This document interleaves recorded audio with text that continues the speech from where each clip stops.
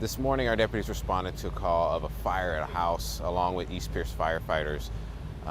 The convoluted part of this whole thing was we had a domestic violence incident between two people that don't live at this home.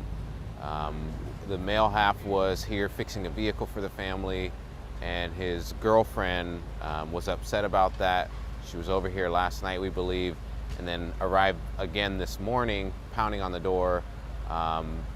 They heard her say something like she was going to light the garage on fire or light the house on fire, and then a few moments later they heard a big boom and went outside and saw the house that was fully engulfed. The fire marshal and our detectives are out on the scene right now. We're not 100% sure what was used to start the fire. We do believe it was an arson though, so the house is going to be roped off, one for a hazardous area, but also so that we can continue to conduct our investigation. But until everything cools off in there, it's going to be hard to go inside and check for everything. You know, a lot of our investigation for arsons, we rely heavily on the fire marshal, and we work in unison with them. So obviously, if the house is still hot or the structure's not safe, we have to wait for better conditions and wait for just an opportunity to get in there to see what possibly was used. In this situation, though, we do have surveillance video from a neighbor. We know who our suspect is.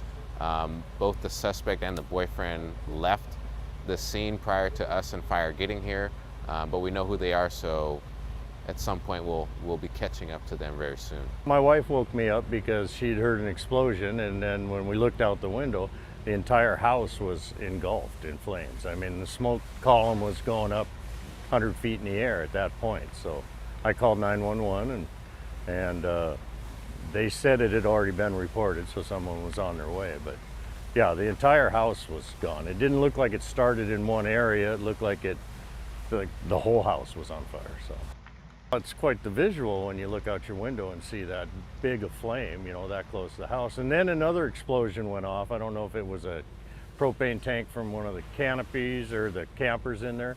And that shot up in the air about 100 feet too. So we were kind of concerned that anything could land over in our place. But yeah, it was pretty much contained. The fire department was here pretty quick and strung the hose out, and they got on it pretty fast.